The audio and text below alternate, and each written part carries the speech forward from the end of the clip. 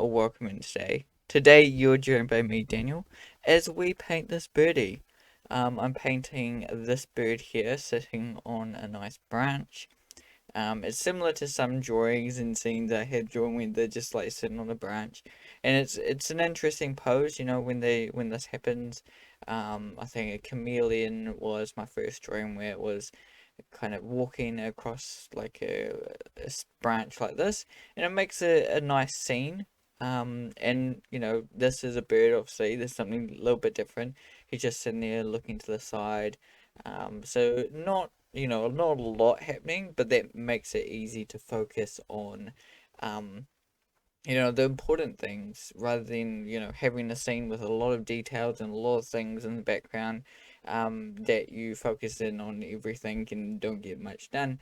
This one I can focus in on the character in the background, um, really well without having to, run myself thin, you know. Anyway, I starting off this painting, I didn't know what type of bird it was, but that wasn't important. That isn't really important for this drawing. It can be kind of important for um, if you're say trying to portray that type of bird, like it has to be that type of bird. I didn't know starting off it was a red-throated barbet. I'm not sure which family. That looks like it could be part of the kookaburra kind of family. This was an image I found on pixabay.com. It's an awesome site that has free images, vector arts, photos, and just great images overall outside of like looking up Google and that kind of thing. And you can just kind of scroll through it as well. You don't have to like search something up. You can search something up if you want, or you can just, you know, scroll through it like Pinterest or something where you scroll through and find interesting images that could draw, or recreate or use. So it's an awesome site, and this is where I found this image. Here I delved into color quite quickly. I do play around every now and again. I don't have kind of one method fits all um stance, or don't keep doing the same thing over and over again in the same way. I try and mix things up, play around with when I start,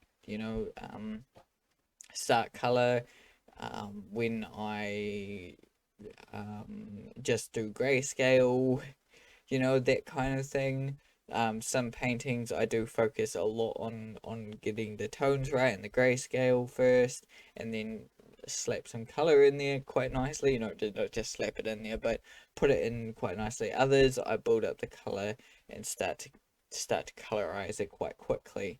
And that's just, whether I'm excited to play around with the colors. There's much coloring to do. This is quite a vibrant um bird. So yeah, I did want to delve into colors quite quickly, because getting those vibrant colors and things is what I was going for a little bit more. Where, those things like getting the pose right and getting the positioning right and getting the proportions right, um, were a little bit easier in this painting, because, I obviously have reference with me right there. But, you know, um, also, there's not a lot going on. There's only so much I can get wrong and so much I can get right. So, with that, I didn't have all those things that I had to tackle and fight. I had struggling trying to draw it. I didn't have too much struggle drawing this, so I got to spend more time in the rendering phase of kind of this drawing, the kind of painting it up and making it look pretty phase. The best I can. And some drawings and some like 90-minute challenges that I do, yeah, I get really frustrated and don't get the drawing done, or don't get much of the drawing done, and I don't get to delve into a lot of the coloring and the next stages of the painting, as I'd like to. But sometimes, I've seen in the past I've do two attempts, two 90-minute art challenges of it. I think the horse was the last one I did for that, and that was because, yeah, I completely failed the first attempt. At least in my mind, I thought I failed it. Um, it's okay for 90-minute challenge and enjoying, but I needed to give it another go because I felt like I could do better. And there was some learning involved there. It is a challenging subject. But however, I didn't just want to leave it to one side and be like, I'll never try and attempt to draw that again. Yeah, yeah. You got to keep better. You got to do these things, draw something and you fail, to just put it to one side, be like, I'll never be able to draw that. Because one day you will be able to draw it. It's just a matter of, committing to it, understanding the forms and shapes and how to use form and shape, to get that better. Um, yeah, and you will eventually be able to draw anything and everything.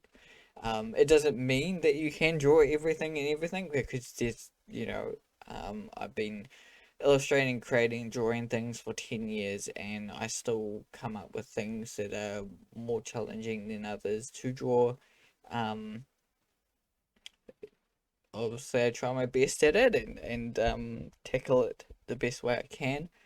And it's just going forth and conquering and drawing and creating.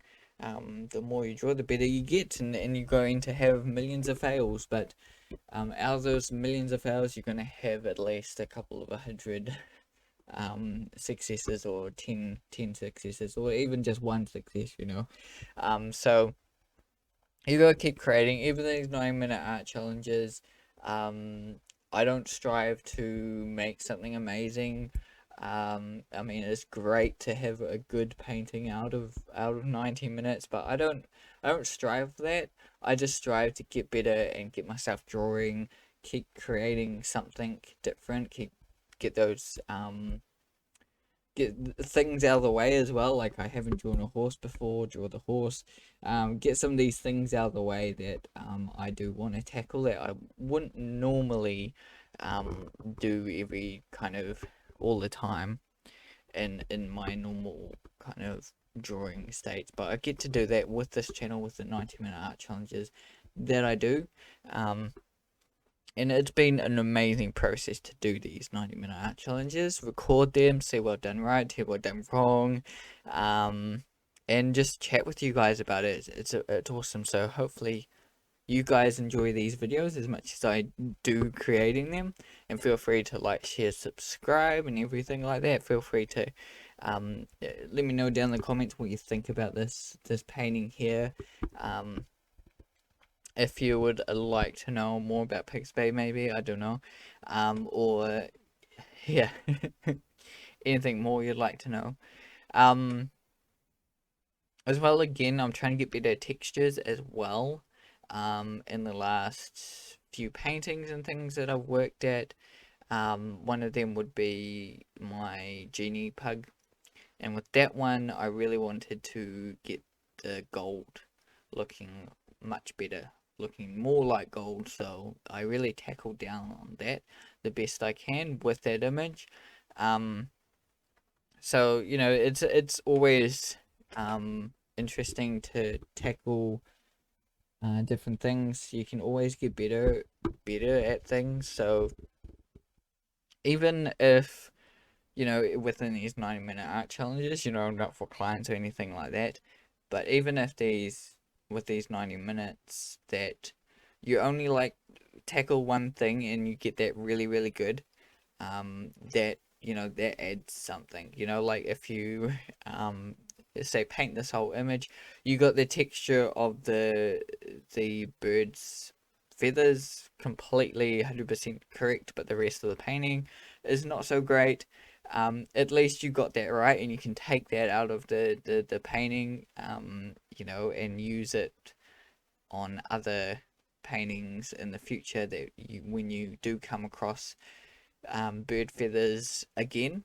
Um, at least you got that right, and then you could go through and paint it a few times, and each time you could try and tackle each thing right. Trying to get the wood texture here right. I was um trying to portray that a little bit here, as you can see.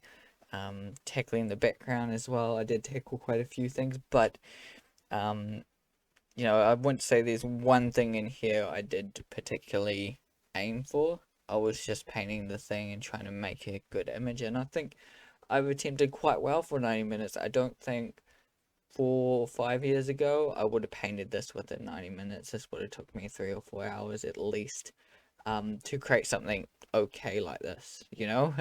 So hopefully you've enjoyed my process here and me chatting to you.